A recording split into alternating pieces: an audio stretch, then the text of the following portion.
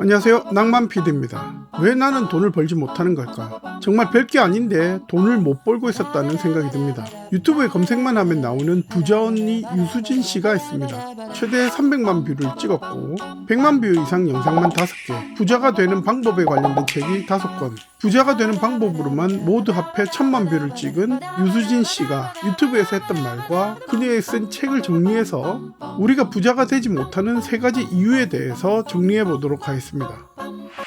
부자 컨설턴트로 유명한 유수진 씨는 많은 사람들이 본인 스스로 자기는 부자가 되지 못한다고 선을 긋는다고 합니다. 그런데 이게 개인의 문제는 아니라고 하는데, 불과 얼마 전까지만 하더라도 대부분의 사람들이 대학을 졸업하면 취업을 하고 결혼을 하는데 여기서부터 문제가 생깁니다. 보통은 학자금 대출을 받아서 대학을 졸업을 하고요. 그래서 결혼할 때도 돈이 없어요.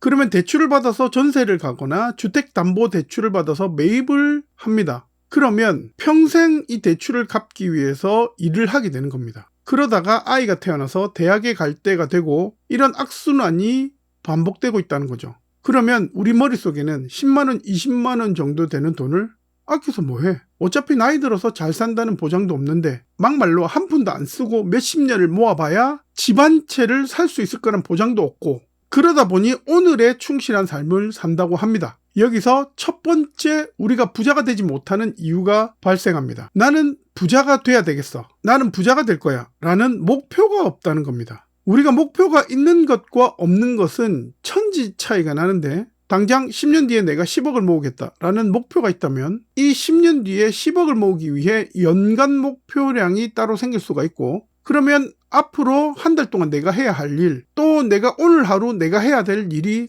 생기는 겁니다. 그러면 우리 삶에 있어서 어떤 변화가 생기느냐? 뭔가 조금만 필요해도 쿠팡에서 습관적으로 무언가를 끊임없이 구매한다라든지, 주변에 다이소가 보이면 생각 없이 들어가서 구경하다가 퀴파게라도 하나 산다라든지, 이런 불필요한 소비를 줄일 수 있단 말이죠.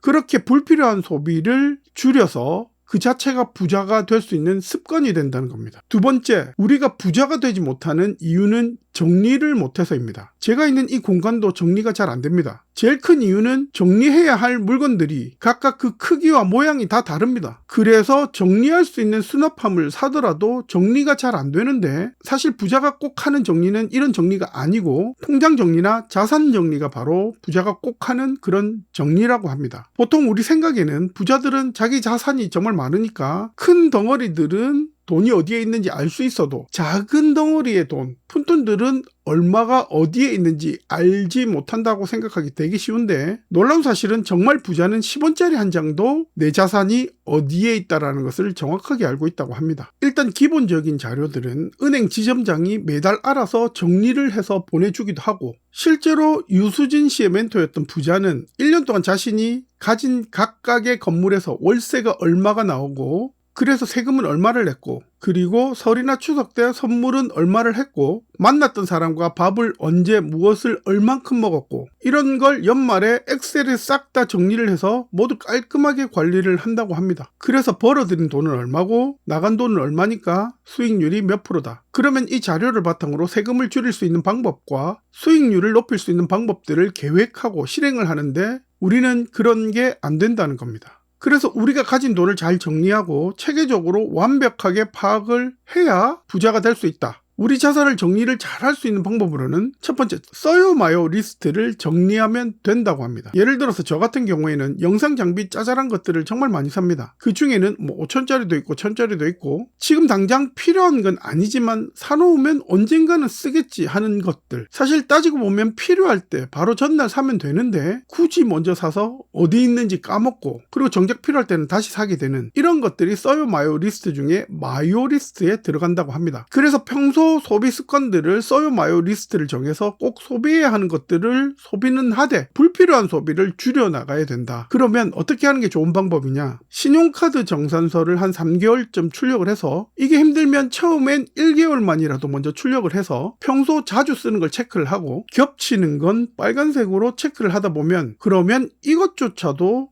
보통은 도움이 된다. 그래서 꼭 한번 정리해보는 게 좋다는 그런 말을 합니다. 세 번째는 내 성향과 수준을 모르기 때문입니다. 예를 들어서 우리가 예전에 연애를 할 때 연애를 잘하는 사람들은 특징이 있었습니다. 자신이 잘생긴 걸 안다라든지 아니면 자기는 남들에 비해 돈이 많아. 아니면 운동을 많이 해서 몸이 정말 좋아. 그러면 그 사람들은 그 어필 포인트를 잘 활용을 한다는 겁니다. 만일 몸이 좋으면 여름에 캐리비안 베이나 몸을 노출시킬 수 있는 곳에 자주 가서 이성에게 어필을 한다라든지 중요한 건 연애도 컨셉이 명확하고 자기 분석이 잘 되어 있는 사람이 잘한다는 건데 이거는 재테크도 마찬가지라고 합니다. 과연 내가 주식 투자를 할 수 있는 레벨인가 아닌가. 보통 예적금밖에 모르는 레벨의 사람들이 예적금만 하니까 수입이 안 늘어나는 것 같아. 그래서 투자 한번 해볼까? 그렇게 주식 관련 책 하나를 사서 혹은 유튜브를 찾아서 잠깐씩 보다가 그러다가 처음에는 100만 원 정도 없는 셈 치고 투자를 한번 해볼까? 이렇게 투자가 시작된다고 합니다. 그런데 주식은 게임으로 치면 끝판왕 보스입니다. 주식시장에는 이런 말이 있다고 하는데 사는 건 기술이고 파는 건 예술이다. 그래서 주식은 종합예술이다. 그럼에도 불구하고 손해를 보는 대부분의 사람들은 거의 쪼렙으로 시작한다고 합니다. 그래서 단 거 하나 차고 돌멩이한테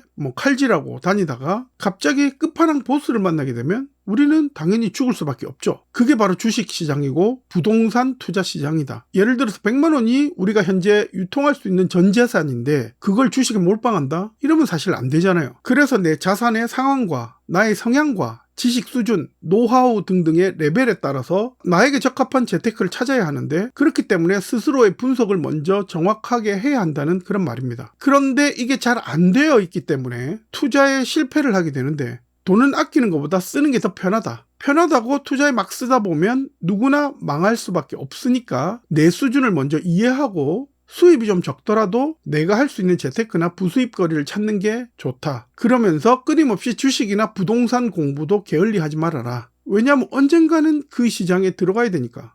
그래서 모의 투자도 해보고 현장에서 내가 몸으로 부딪혀가면서 배워도 보고 생각보다 많은 시간과 에너지를 써야 비로소 주식에 입문할 수 있는 상황이 생긴다. 그리고 마지막으로 점검을 제대로 하자. 예를 들어서 카드값 고지서가 나왔다고 치면 내가 지금 계획했던 대로 잘 지켜나가고 있는지, 내가 10억을 모으기로 하고 써요 마요 리스트도 정했는데 그 계획대로 잘 진행되고 있는지도 점검해야 되는데 그 점검만 제대로 해도 이번 달에 조금 더 아껴 쓰게 된다고 합니다. 그러면 10억을 모으기로 한 애초의 계획에 조금 더 다가갈 수 있고 비로소 목표에 가까워질 수 있다. 이상 다락방 수다의 낭만 PD였습니다. 다음 시간에 뵙겠습니다. 감사합니다.